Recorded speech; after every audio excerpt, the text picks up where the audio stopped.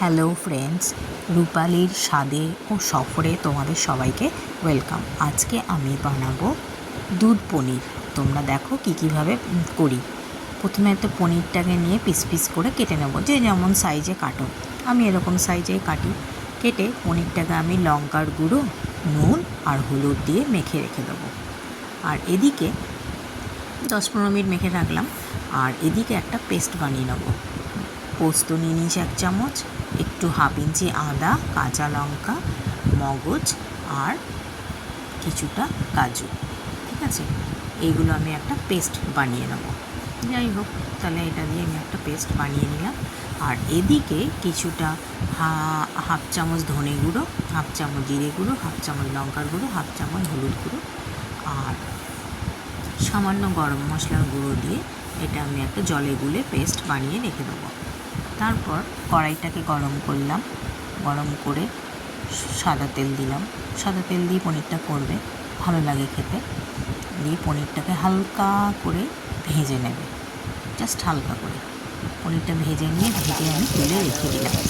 এবার যে পনিরটা ভাজলাম, যেখানে তেলটা ছিল ওই তেলে গোটা গরম মশলা, ফোড়ন দিলাম, তেজপাতা, গোটা গরম মশলা দিয়ে একটু গন্ধ ছাড়বে। গন্ধ বেরোলেই আমি ওই যে পেস্টটা করে রেখেছিলাম, কাজু, মগজ, পোস্ত, আদা, সেই পেস্টটাকে আমি এর মধ্যে দিয়ে দিলাম।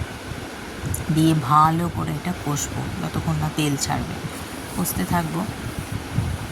দেখো শুধু নেড়ে যাবে, মানে যেহেতু কাজু দেওয়া আছে না বন্ধুরা, এটাকে সমানে কিন্তু নাড়বে, নাহলে তলাতে লেগে যাবে। তারপরে আমি গুঁড়ো মশলাটাকেও দিয়ে দিলাম, যেটা পেস্ট জিরে গুঁড়ো, ধনে গুঁড়ো, ওটাও আমি ভিজিয়ে রেখেছিলাম জলে, ওটা দিয়েও ভালো করে কষতে হবে, সমানে নাড়তে হবে বন্ধুরা।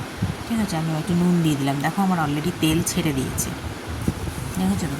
সামান্য একটু চিনিও দিয়ে দিলাম ব্যালেন্সিংয়ের জন্য। তো সামান্য দেবে, যাতে ভালো লাগে, যে যেমন খাও। দেখো হয়ে গেল। দিয়ে আমি আবার কী করলাম, দুধ ঢেলে দিলাম। দুধটা দিয়ে একটু টকবক করে ফুটবে।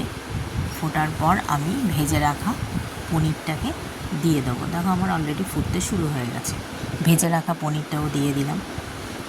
ভেজে রাখা পনিরটা দেওয়ার পরও আমি একটু ঢাকা দিয়ে এটাকে ফুটতে দেবো, নাহলে তো জিনিসটা ভালো লাগবে না, নুন হলুদগুলো ভেতরে ঢুকবে ভালো।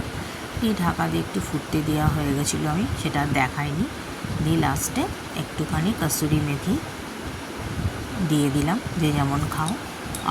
আর গরম মশলা যেহেতু আগে দিয়েছি আর দিলাম না। দেখো আমার দুধ পনির রেডি। আমার রান্নাটা যদি ভালো লেগে থাকে অতি অবশ্যই আমাকে সাবস্ক্রাইব করে দিও।